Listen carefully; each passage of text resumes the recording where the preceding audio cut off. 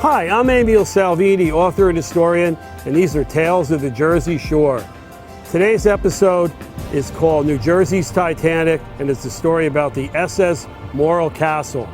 This was a passenger liner that came ashore as a towering inferno on the Asbury Beach on September 8th, 1934. While few people on the planet have not heard of the word Titanic, very few people have heard of the Morro Castle. This is an intriguing story of murder, arson, rum running, cowardice, bravery, and we even have a psychopath in the mix. Please stay tuned for this whodunit. I think you're going to really enjoy it.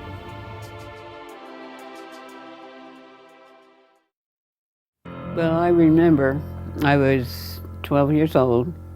I remember when we heard about the burning of the Morro Castle. The Morro Castle was probably one of the most singular important events in the history of Asbury Park. It happened after the tourist season was over, and when word got out that the Morro Castle was beached off of Convention Hall, tens of thousands, if not 100,000 people came here to see it. I became so obsessed, is probably a good word, with the real story of the Morro Castle. And I think people today whose families were a part of this, meaning either in Asbury Park during the ship's stranding there off Convention Hall, or people whose relatives were aboard the Morro Castle, everyone with even a remote interest wants to know more about it. The captain, before he died, he was never a man for safety, a man overboard drills, stuff like this, lifeboat drills. He didn't believe in them because I guess he felt his ship was safe. It's not going to be a Titanic, so to speak. I just remember the darn fire, and we were fighting the fire. And they passed hoses from one deck to the other. There's so much intrigue and mystery about the Morro Castle. Everyone knows the wreck of the Titanic. Everyone throughout the country and the world knows what the Titanic is. But if you mention the Morro Castle, especially to young people growing up, even those who live along the Jersey coast, most children know nothing about the Morro Castle or their maritime history. New Jersey has one of the most phenomenal maritime histories of any state in the United States. I guess it's one of the biggest tragedies, or one of the largest tragedies that I can remember in my lifetime.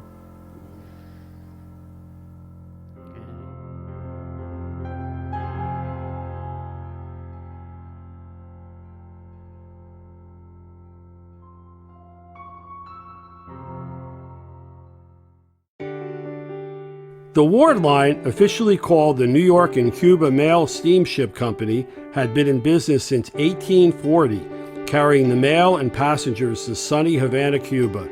Its fleet was old and outdated, and out of the new Congressional Act, two beautiful ships were designed. One was the Morro Castle, seen here, and its sister ship, the Orient. They were designed to look like ocean liners, and their designer, Theodore Ferris, had safety in mind when he came up with his plans. The lessons of the Titanic, that after hitting an iceberg, sunk as her non-watertight bulkheads filled with water, were not lost on him, and his new ships had 9 watertight bulkheads, all outfitted with automatic doors. Fire, always a concern at sea, was addressed by designer Theodore Ferris. His fire detection system and firefighting equipment were state-of-the-art for 1930. 42 hydrants spread out on 5 decks, thousands of feet of hose, and 100 fire extinguishers could quickly put out any fire. If the Titanic was unsinkable, the Morro Castle was fireproof. The Morro Castle was fondly named the Havana ferry boat by the folks at its New York home port. During Prohibition, once the ship reached the 3-mile offshore United States territorial limits, the booze flowed legally. Not all passengers took advantage of the legalized drinking, but it was certainly a huge draw. What many people don't know is that the Morro Castle is thought to have carried somewhere around 555 people when she left New York to sail to Havana, Cuba. Deb Withcraft is the president and curator of the New Jersey Maritime Museum, located in Beach Haven on Long Beach Island, New Jersey. She's the co-author of the book Inferno at Sea. Our records, which are quite extensive, including the FBI files, seem to indicate that there may have been as many as 606 people aboard the Morro Castle when she left Havana, Cuba. Jerry Edgerton Jr. is one of the few remaining survivors of the Morro Castle. At just 18 years of age, he was working as a telephone operator on board the Morro Castle when the ship met its demise. See, I was only a kid then. My memory is pretty good. Morro Castle was a cruise ship, and it would take manufactured goods and haul them up to New York on the trip back. So that's how they moved, and they tried to make it a profitable deal for them.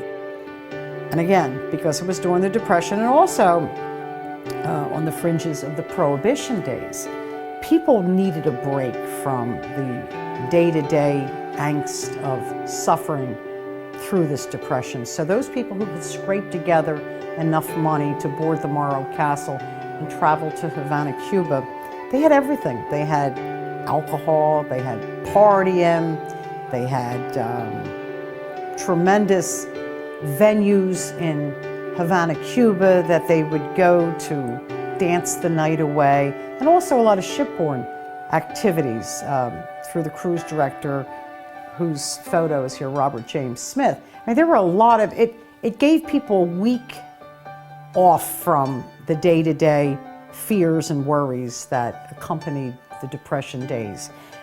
Oh, it was a nice tour for anyone that enjoyed that sort of thing.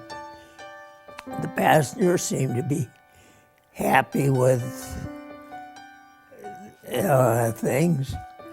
There was no reason for them not to. Passengers enjoyed the cruise and the wide-open party city of Havana. Few realized in the summer of 1934 their 4-year-old beautiful liner was a very dangerous place to be. Many people question why a state-of-the-art ship that was only 4 years old and had all types of modern fire detecting equipment on it burned just 6 miles off the Jersey shore. And the reason, which very few people know, was that it all was based on a lawsuit. The summer of the last year of the Morro Castle, they were doing a fire drill and some water leaked out of a hydrant. A passenger slipped, she sprained her ankle, and she hired a very good attorney, and the ward line settled with her for $25,000. This is the time in the Depression when a steel worker made $400 and change a year, and a dentist made a little over $1,000. So you can imagine the effect it had on the line. Nobody knows if the captain or the ward line gave this order, but from that point on, there were no more fire drills. And he even turned off the fire detection system. There was a system that sampled the air in all of the suites, all of the passenger rooms. And he turned it off because on the trip back from Havana, they were carrying salted leather hides that had an odor, and the passengers complained. So his answer to that was he just shut off the system. That was a big mistake there. I think that was lack of training and lack of knowledge in the crew. The captain, he didn't do anything about modernizing for the time. I mean, as I said back there, that there weren't all the rules and regulations, everything.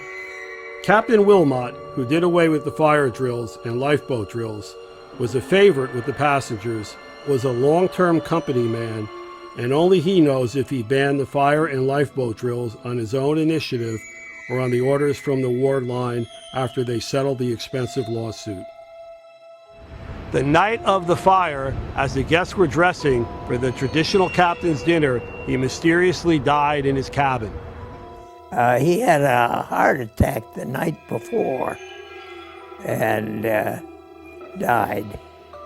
And so, of course, you know, usually the last night out, they have a big wing-ding go-away party. But, of course, they didn't have it there because the captain died, and so it was way down. Nobody wanted to get into it. With the captain dying mysteriously the night before, they put him in a reefer, and when they brought his remains ashore from the fire, they were found in a different spot. They weren't in the refrigerated unit, and then, in fact, they had it in a little box. That's all that was left of them. So apparently they felt that the body was moved. For what reason? Maybe it was to burn up any poison or something that was in the man's body. You know, because they feel, some people say, was poison in it. Many people question how the captain died, and unfortunately an autopsy was never performed because his charred remains were delivered to port in a box the size of a suitcase. Captain Wilmot died several hours before the fire was set aboard the Morro Castle at 2:45 in the morning. When he was discovered, it was announced to the passengers that Captain Wilmot had died of indigestion. In the 30s, anyone who died of an unknown cause was said to have died of indigestion. It was a great catch-all diagnosis. Following the mysterious death of the captain, his first officer, William Warms, took over as captain. He was faced with an unbelievable task, and that was bringing the Morro Castle home in the middle of a full-blown gale. The first mate took over. Well, the first mate had all of his jobs and all the captain's jobs, and he did a terrific job under the circumstances. A third player in our mystery is the chief engineer, Ibn Abd. He became the number 2 man after the captain died, and Warms counted on him. He was absolutely no good. And I understand that he went to jail. Unfortunately, as Warms was in the pilot house fighting the storm, he noticed Abbott lowering a lifeboat with just 8 people on it, abandoning ship. Oh, yeah. Yeah. He was a coward, and he took off in one of those boats, and he went to jail for it, and everybody agreed that he should have been. They wanted him hung by the ears. He screamed out in the stop, but later on said that Abbott looked like he was in a trance. He ripped off his epaulets and took off and left Warms to his own devices. Few people knew on this last trip of the Morro Castle that there was a genuine psychopath on board the ship. His name was George White Rogers, and he had worked his way up to the #1 position, radio operator. Back in those days, the radio operators ran 3 shifts, 8 hours each, and they were outsourced from a company that became the RCA Corporation. When the ward line hired these people to fill different positions, they didn't do criminal history background checks.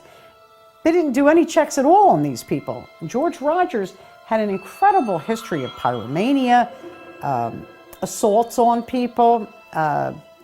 George was just plain nuts. He wasn't interested in helping anybody else, just helping himself. But they hired George Rogers, and he was probably pretty good as a radio operator and a radio repairman, but he was very difficult to work with. Often fought with fellow crew members. Everybody just hated him. And it is thought that George had been given notice that his job, when the Morro Castle ship returned to New York, that his job was over. And a lot of it had to do with his inability to work well with other crew members. So it is thought by many that George Rogers played a role in the untimely death of Captain Wilmot. Rogers, when the ship was on fire, he waited a half hour before he sent out the SOSs. The SOS was sent 38 minutes after the fire was discovered at 2:45 in the morning, and it was picked up at the Tuckerton Wireless. 38 minutes is a long time from the time a fire is found until an SOS has gone out. As the Titanic had proved 22 years earlier, no plan is foolproof, and in the case of the Morro Castle, fire detectors were not installed in the public rooms such as the ballroom, lounges, where crowds were considered a safeguard. Watchmen were assigned these areas on rotating shifts. The death of the Morro Castle originated in this public room, shown here in this rare ward line illustration, the writing room and library. The bookshelves hid a locker behind them, only accessible to the crew, and that is where the original fire started. I remember we came on, and there was some heat or something. I don't know what it was. But anyway, somebody opened the storage cabinet for the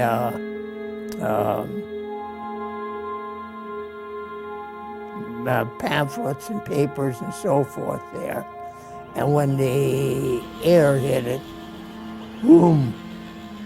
And that's what really started the fire then. The cabins, they were all wood, all along there. There was no fire break. And that, so when one of them caught on fire, they just multiplied the heat, everything built up and just swept right on down the decks. And that, because there was all wood separating the cabins. If you look at pictures of the hull, you can see how badly burned this ship was and how intense the heat was, because all the paint, except for some on the bow, is totally burned off this ship.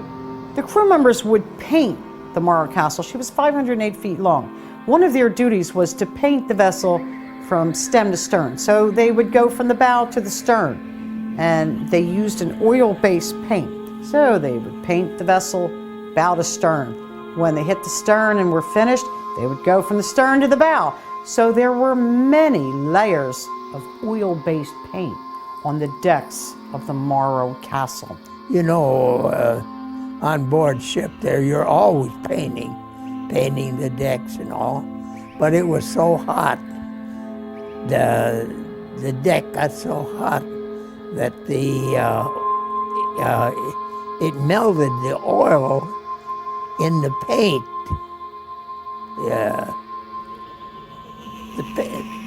The deck painted, and it caught fire, and it was running across the deck. You could see it running right across the deck, feeding on the oil that was boiling out of the dried paint on the deck. And oh, you just can't believe it. It looked like a grass fire running across the deck. The heat of the fire warped the deck cross beams. I just remember the darn fire, and we were fighting the fire, and they passed hoses from one deck to the other, and we were trying to put out the fire, and we were doing pretty well with it under the circumstances. And so nobody had water. As they kept losing water pressure kept getting less and less and less. As he said, there was no coordination. There was no damage control at all. And that when it comes to fighting the fire. But then when the engine stopped, had no more pressure, then we were on just on the side of the boat waiting for something to happen. When they went to the deck, their feet, the shoes, the soles of their shoes were burning. So some of these passengers were forced to jump because their shoes were burning and their feet were burning and their clothes were catching on fire. The firefighters, to get to the ship, had to run a high line across it from the convention hall when it beached. And they put the high line out and the hose, and went out there, and they had to tie the hose to the railings because the heat was so dense and so heavy on the deck. And in those days, you don't have the fireman's boots like you do today. And they was melting, actually melting the bottom of the fireman's boots. And that, so they had to be very careful with that. And I remember the deck was so hot, you'd stand on one foot and the steel was hot, and as long as you could till that got hot, then you change feet. Just stand there. And I was doing that. The man who was operating the Morro Castle was Captain Worms. Captain Worms, for reasons not quite understood today, continued to steer the vessel bow first into a gale force nor'easter. Initially, it was thought that he was rushing to make it back to New York, trying to beat the storm that he was already in the midst of. But by pointing the bow of that vessel bow first into a nor'easter that's coming right at you, that only served to fuel the fire that much faster. They were headed into the wind, and they didn't change their course, and the wind was just fanning the flames. And I was standing there, and some girls came out, and they were there and wanted to know what was going on. And I said, well, the ship was on fire and we were trying to put it out. And when couldn't go anymore, I said to him, I said, well, where's your life belt?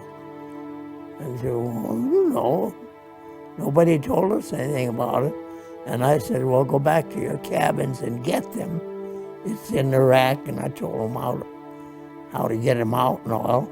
And then they came out and came back and stood alongside me, and we were there, and finally it got too hot, and I said, well, there's only one thing to do, and that's go over the side. There were 4 girls, and they only had 3 life belts, and I could swim like a fish, so I said, well, here, you can take my belt. And I gave them my belt, and we went over the side, and when it got too hot, and we could see the lights from the shore, so I told everyone, I said, well, swim toward those lights, because that's shore, and there's people there, and there'll be boats in, and they stand a good chance of being picked up.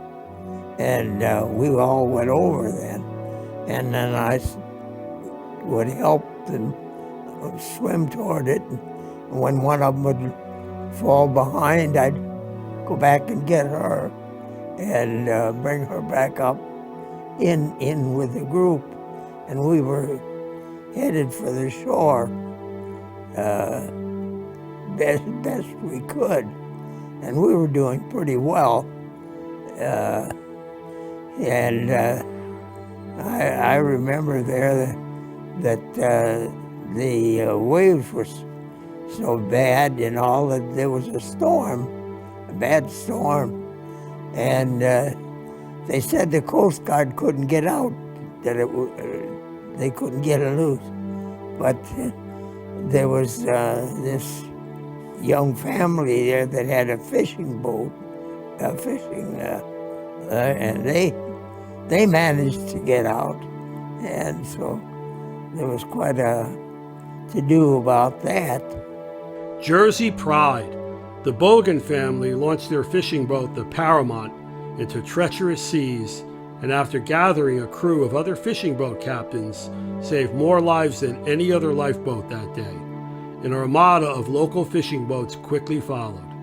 The Bogan family of Brielle, they are a phenomenal fishing family that goes back many, many generations. The Bogan family sent their fishing vessel, the Paramount, out in seas that at that time the Coast Guard deemed too unsafe to send out a rescue craft. At Paramount, man, we were throwing everything we could to make room. And it was amazing how many people we had on this little boat that wasn't made for anything like that. And the captain and his son, they did a terrific job in picking the people up.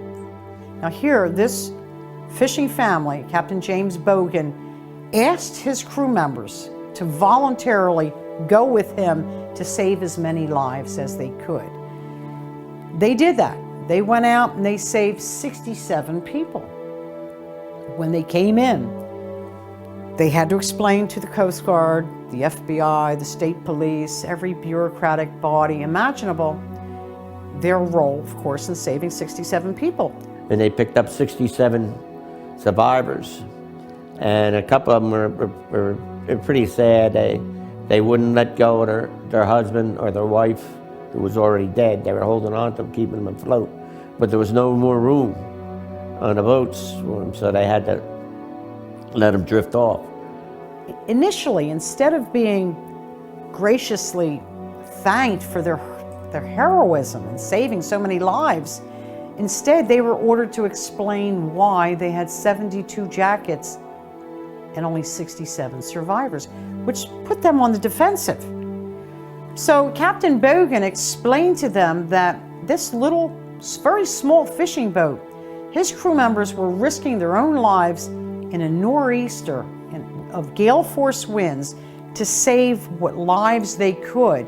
And Captain Bogan instructed his men that if you find a live passenger holding on to a loved one or another individual who's clearly deceased, who has died, do not bring the dead on board. We need room to save the living, which makes sense, and it was the right thing to do. But sadly, some of these people holding on to life jackets of their wife or their husband or their child, the Bogan crew member is pushing the body through the jacket. The family member is still clinging onto the jacket. So when they're brought on board the Paramount, they have their own jacket and the jacket of their loved one who's left to drift away at sea. That's why they had more jackets than they did people. When we had the anniversary, the 75th anniversary, a lot of people came forward with their memories of the Morro Castle, and from everyone from firefighters who were there to assist at the scene, to fishermen that went out to save bodies. And we had one gentleman from Pennsylvania come, and his mother was on the Morro Castle, and she was saved by the Bogans, who went out in their fishing boat and picked survivors up. And every year this gentleman would send the Bogans some cigars, you know, in appreciation of them plucking his mother out of the water. Like I say, the Paramount did a great job. There was a lot of heroism, but there's a lot of cowardice too. The designer of the Morro Castle saw to it that the liner had a dozen lifeboats capable of carrying over 800 people to safety. He then added life buoys, life rafts, and over 800 life preservers that could technically rescue over 1,900 people, close to 4 times the maximum number of crew and passengers allowed by law. They went ashore. The first ones that went on the boat, there's pictures of them. It's just all men in there, and half filled, and they had white shirts and black trousers on, so you knew that was the crew. they said, you know, whatever happened to women and children first didn't apply there, I guess. Having this vest on display in this museum, on a mannequin, and having photos of the lady who wore this vest as she was led off of a lifeboat. Only a handful of passengers were ever permitted on the lifeboats. Most of the lifeboats were lowered with crew members and very, very few passengers. And those lucky few, like Helen Brody Hoy, were brought ashore and tended to by the local residents. I kind of hesitate to say this, but I think that they'll find it that the engine room crew had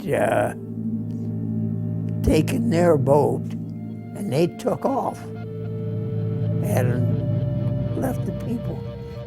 Similar to the Titanic, many lifeboats were launched with just a handful of people.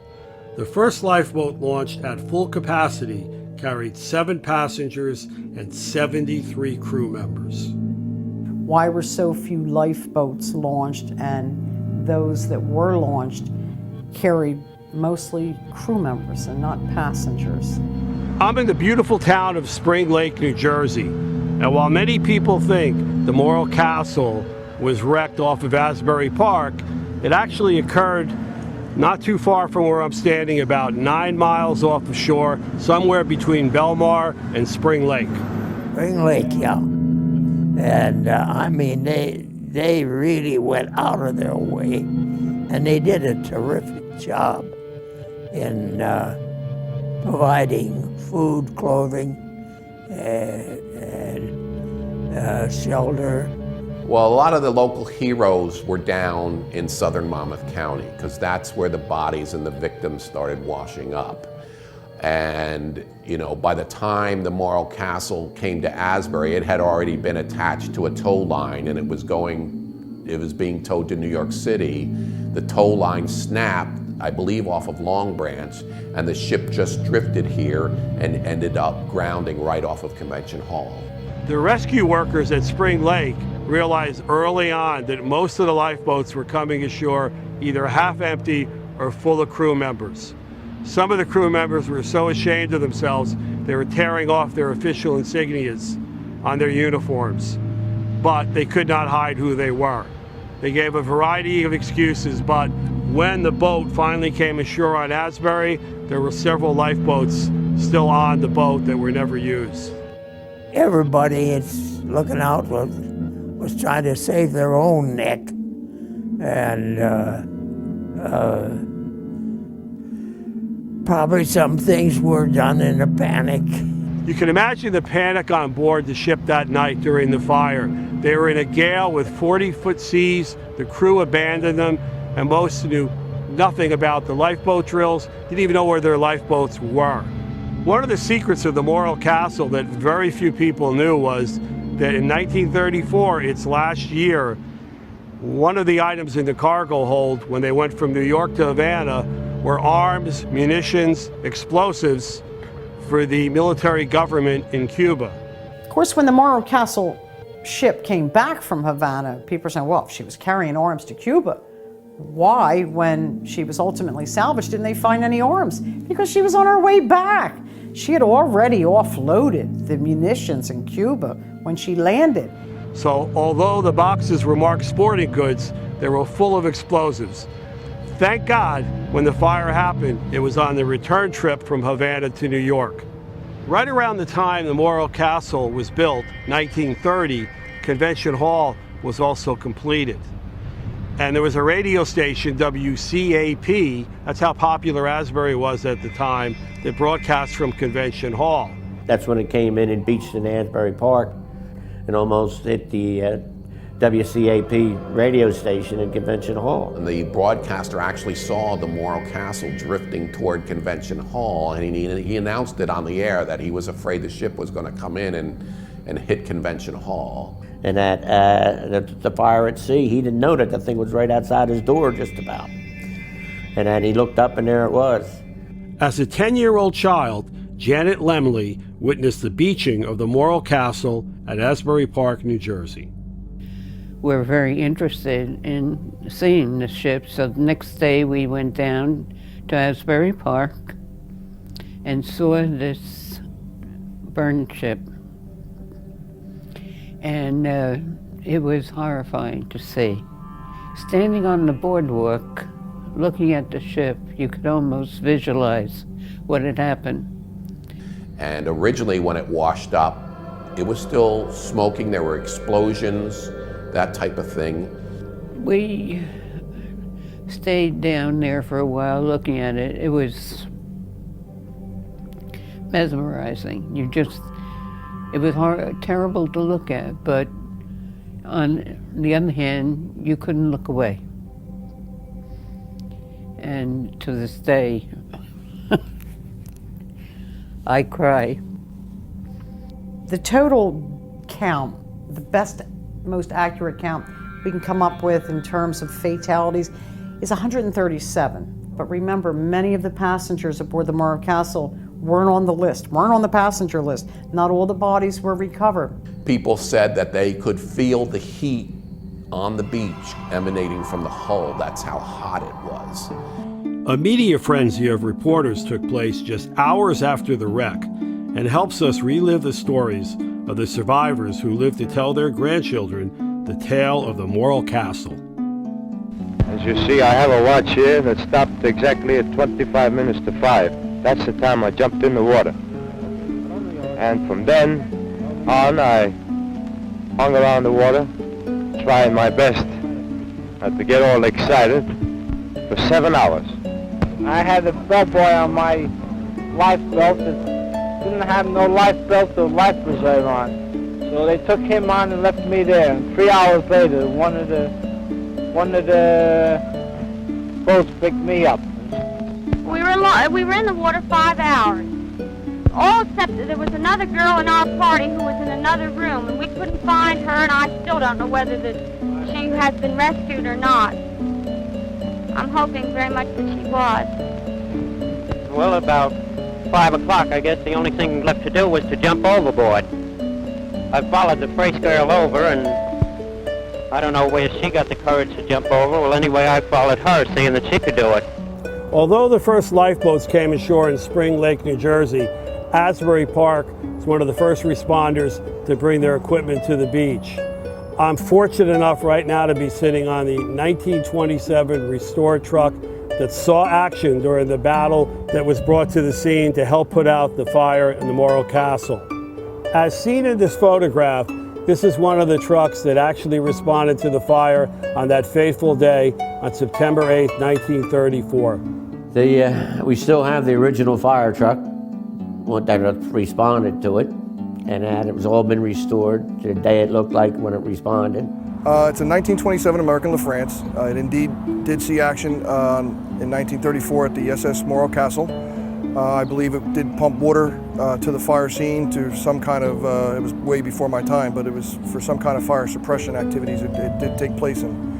It has hose on the back, 3-inch hose on the back that, it probably, supplied water to the hand lines or something like that way back then. This truck was part of a fleet of brave first responders that covered almost 10 miles of New Jersey coastline, reacting to commercial radio broadcasts that bodies were washing ashore all along southern Monmouth County. Belmar, Spring Lake, Seagirt, Asbury Park, and other responders banded together to save the living and keep the growing crowds at bay.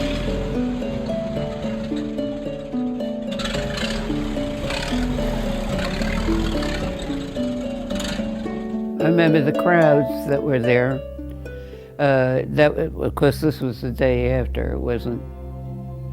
And there were a lot of people. I know that there were several private, like I said, private ships that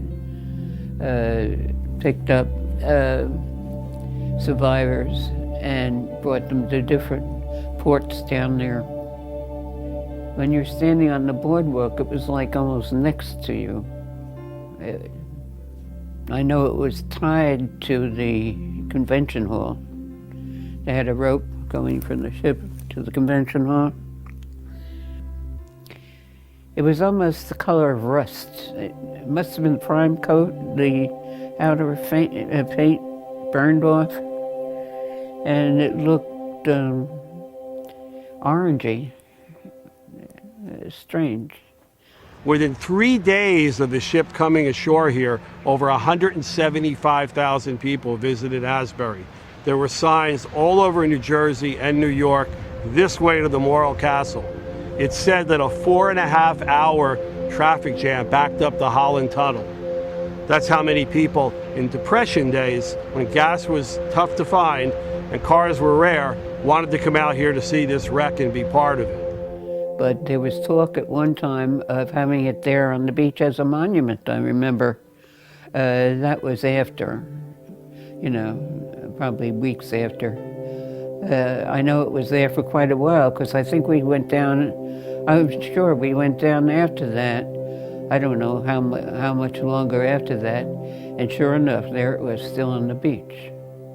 All of a sudden, here's a shipwreck on the beach that's drawing not tens of thousands of people, but hundreds of thousands of people from all over. These people are loading their kids into their cars and going to Asbury Park to see this 508-foot burning hulk of a ship sitting on the beach. Well, it was an economic boom, especially to Asbury Park. The city did think about keeping the hull of the Morro Castle there as a tourist attraction, but what I heard, there were a lot of animal hides stored in the hull, and they started to create such a stench as they started to rot that was one of the downsides of keeping it here. The governing body of Asbury Park at the time sought to cut a deal with the ward line, keep the ship there because of its draw. It drew so many people. It was great for business, but as the cargo of hides started to smell on the beach at Asbury Park, some of the well-to-do people who could afford to bring their families there on vacation and rent these seashore cottages started raising all kinds of hell about the stench. The stench was horrific. So it was decided that the Morro Castle needed to leave the beach. We all like to think that out of a tragedy, something good might occur. In the case of the Morro Castle, the maritime rules were changed forever. One of the rules was that an SOS had to be issued immediately, no delays.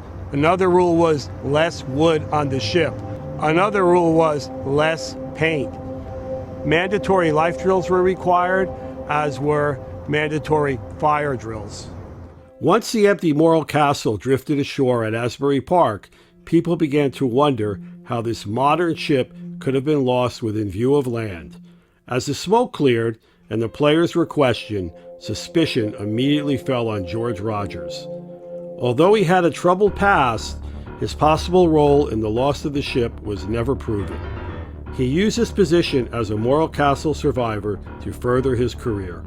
After this happened, George Rogers was hired by the Bayonne Police Department because they wanted to establish two-way communications between their headquarters and their police vehicles. So of course, they needed a man who not only was a radio operator, but knew how to repair them. They hired George Rogers. Big mistake. Then he had a problem with the Bayonne police, and that he didn't get along with a lieutenant there. George Rogers, once again, didn't get along well with others in the Bayonne Police Department. His supervisor started asking him questions about the Morro Castle. He thought George was a little eccentric. And apparently George was answering the questions in a way that only the arsonist could have known some of the things that George was divulging. It must have occurred at some time to George that he maybe said a little bit too much. Well, he thought he had to do something about that. And he rigged a heating thing up for to heat the water in his fish bowl. And the thing blew up when he plugged it in, and the guy broke his leg, had a broken leg, and other injuries in that. So he took an aquarium, fish tank heater, and created a bomb that was detonated by his boss after lifting the lid of this box into which this makeshift bomb had been placed. Obviously in an attempt to kill his boss, to kill him because he was afraid that this man would rat him out about the information he provided that he shouldn't have provided. Didn't kill him, maimed him, and he lost part of an arm. Well, George Rogers went to prison for that attempted murder, but he didn't serve much time, and they let him out. George Rogers then got into an argument with his neighbor over money that he had borrowed from the man, and the man was trying to get George to pay it back. So George decided that it would be easier just to bludgeon him and his daughter to death rather than repay the debt. That was the last they seen of the two people again. Then he was convicted of that, and he went to prison, in Trenton State Prison, and he allegedly told one of his cellmates how he set the fire on the Morro Castle. But he died before any more things could be made. He murdered two people, and he ended up dying in Trenton State Prison, and he took a lot of the answers with him, probably. George Rogers died in state prison in Trenton in 1958. He never served a day for his probable role in the Morro Castle fire. While mysteries still surround the tragedy of the Morro Castle, and facts can be difficult to distinguish from fiction, these lost souls are a reminder of that fateful night on September 8, 1934. The Morro Castle is one of the great maritime mysteries in America. There are so many unanswered questions to this day about what really happened on the Morro Castle. How did the captain die? Who set the fire? How many people really died on this ship? What was the role of the crew members in saving or failing to help to save passengers? Why were so few lifeboats launched, and those that were launched carried mostly crew members and not passengers? Like I say, it's a real mystery. And someday maybe it'll get, when the FBI releases everything, maybe they'll find out what the real story was. And so the mystery of the Morro Castle will never be solved, but it's certainly an intriguing story. It was a rough time. But I will never forget seeing the ship, even now.